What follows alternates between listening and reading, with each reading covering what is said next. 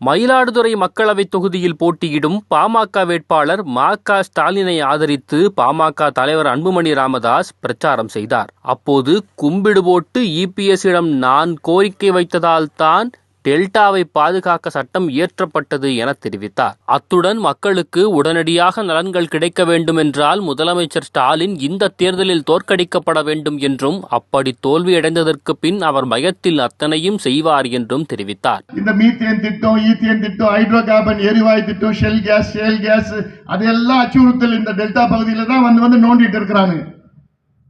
இந்த மீத்தேன் திட்டத்துக்கு கையெழுத்து போட்டதே அப்ப யாரு? இன்னைக்கு முதலமைச்சர், அன்னைக்கு துணை முதலமைச்சர். அந்த 5 ஆண்டு காலத்துல எடப்பாடி பழனிசாமி கிட்ட நான் 100 முறை கோரிக்கை வச்சிருப்பேன். ஊடகங்கள் மூலமாக, பொதுக்கூட்டங்கள் மூலமாக, நேரடியா 10 முறை நான் பார்த்தேன். அப்போ எடப்பாடி பழனிசாமி 10 முறை நேரடியா பார்க்கிற நேரத்தில் ஒவ்வொரு முறையும் நான் சொல்லுவேன். நாடாளுமன்றத்தில் பல முறை நான் பேசினேன். எத்தனை கூட்டத்தில் நான் எங்க பேசுவேன்? பாம்பேல அங்க ஒரு கூட்டத்துக்கு போனேன். அங்க பாம்பேல நான் பேசினேன். காவிரி பகுதியை, டெல்டா பகுதியை பாதுகாக்கப்பட்ட வேளாண் முதல் மாதிரி. துபாயில ஒரு கூட்டம் போன அப்ப துபாயில பேசுனேன். ஏன் நம்ம டெல்டா இது, நம்ம டெல்டா, நமக்கு சோறு போற டெல்டா நம்ம பாதுகாக்கணும். இப்படிதான் ஒவ்வொரு கூட்டமா பேசி கடைசியில் எடப்பாடி பழனிசாமி சொல்லி ஒரு பெரிய கும்பிடு போட்டு, இங்க பாருங்க, காலங்காலமா வரலாற்றுல உங்க பேரு வரும், இதை மட்டும் சட்டமா கொண்டு வந்துருங்க, பாதுகாத்து கொடுங்க, ஒரு சட்டம் கொண்டு வந்துருங்க, உங்களுக்கு நாங்க 1 லட்சம் பேரை கூட்டி பெரிய பாராட்டு விழாலாம் கொண்டு வருவோம், கொடுக்கிறோம், இப்படியெல்லாம் சொல்லி கிள்ளி அதன் பிறகுதான் அவர் அந்த சட்டத்தை அவர் ஆட்சி காலத்தில் கொண்டு வந்தார். இப்போ இந்த சட்டம் இருக்கு. இந்த சட்டம் இருக்கிறதுனாலதான் இன்னைக்கு இந்த பகுதி பாதுகாக்கப்பட்டு இருக்கிறது. இல்ல சட்டம் மட்டும் இல்லைன்னு வச்சுக்கீங்களேன், இந்த 2 கட்சியும் பிளாட் போட்டு முடிச்சிடுவாங்க. என்னென்ன பிளாட்? திமுகவில் அந்த G2, E2, F2 எல்லா 5 பேரும் இங்கதான் பிளாட்டை போட்டு முடிச்சுட்டு இருப்பானுங்க. மது குடிச்சிட்டு வந்தாலும் வீட்டுல வந்தா நாத்தடிக்கும். ஆனா இந்த போதைப் பொருள் பயன்படுத்தினா நாத்தடிக்காது, ஒண்ணுமே தெரியாது. சாதாரணமா வருவான், படுப்பான், சாப்பிடுவான். 1 வருஷத்துக்கு அப்புறம் உங்களுக்கே தெரியும், ஐயோ இவன் போதை பழக்கம் அடிமை ஆக்கிட்டான். 1 வருஷத்துக்கு பிறகு அவனை மீட்டெடுக்க முடியாது. நான் டாக்டர், எனக்கு தெரியும் என்ன நடக்குதுன்னு எனக்கு தெரியும். சும்மா நான் சொல்ல மாட்டேன். இத பத்தி ஸ்டாலினுக்கோ அவங்க ஆட்சிக்கோ ஒரு துளி அக்கறையும் கிடையாது. எவ்வளவு நான் எனக்கு பதட்டமா இருக்கு.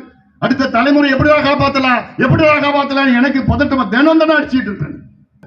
திமுக என்றாலே வெத்து வாக்குறுதி கொடுக்கின்ற கட்சி. வெத்து வாக்குறுதிகள் மட்டும்தான் கொடுப்பாங்க, எதையுமே நிறைவேற்ற மாட்டாங்க. அரசு ஊழியர்கள் இங்க இருப்பீங்க, நிறைய பேர் இருப்பீங்க, தெரியும். கடந்த தேர்தல் நேரத்தில், சட்டமன்ற தேர்தல் நேரத்தில் அரசு ஊழியர்கள் வரிஞ்சு கட்டிக்கிட்டு நீங்க திமுக ஓட்டு போட்டீங்க. குடும்பமா நீங்க ஓட்டு போட்டீங்க. ஜாக்டோ, ஜியோ எல்லாம் போய் சேர்ந்து ஓட்டு போட்டீங்களே, என்ன நம்பிக்கையில் ஓட்டு போட்டீங்க? இவங்க வெற்றி பெற்றவுடன் உங்களுக்கு பழைய ஓய்வூதியத்தை கொடுப்பார்கள். 5 கோரிக்கைகள் சொன்னார்கள் அரசு ஊழியர்களுக்கும் ஆசிரியர்களுக்கும். அதுல ஒண்ணு கூட நிறைவேற்றலையே. 3 ஆண்டுகள் ஆகியும் இன்னும் உங்களுக்கு பழைய ஓய்வூதிய திட்டம் வந்திருக்கிறதா? இல்ல, வரப்போறது கிடையாது.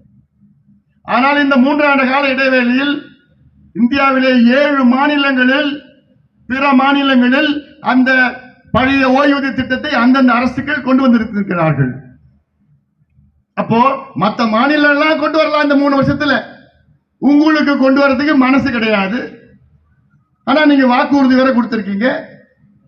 அப்போ எந்த வகையில நீங்க அரசு ஊழியர்களை நீங்க ஏமாத்திருக்கீங்கன்னு உங்களுக்கே தெரியும், அரசு ஊழியர்களுக்கும் தெரியும். ஆனால் அரசு ஊழியர்களுக்கு ஒரே ஒரு கோரிக்கை நான் வைக்கிறேன். உங்களுக்கு பழைய ஓய்வூதியம் திட்டம் உடனடியாக உங்களுக்கு கிடைக்கணும்னா உங்களுக்கு 2 சாய்ஸ் இருக்கு. ஒரு சாய்ஸ் 2 வருஷம் காத்துன்னு இருங்க, நாங்க கையெழுத்து போட்டு உங்களுக்கு கொடுக்கிறோம். இல்ல உங்களுக்கு அவசரமா வேணும்னா திமுக இந்த தேர்தலில் தோல்வி அடையணும். திமுக தேர்தலில் தோல்வி அடைந்தால் உடனடியாக ஸ்டாலின் அவர்களுக்கு பயம் வந்துடும். ஐயோ தோத்துட்டுமா, உடனே கையெழுத்து போடு, அரசு ஊழியர்களுக்கு பழைய ஓய்வூதிய திட்டம் கொண்டு வருவோம்னு உடனே கையெழுத்து போட்டுடுவார். நல்ல பிளான் தானே நான் சொல்லுது உங்களுக்கு. அதை நீங்க நடைமுறைப்படுத்துங்க.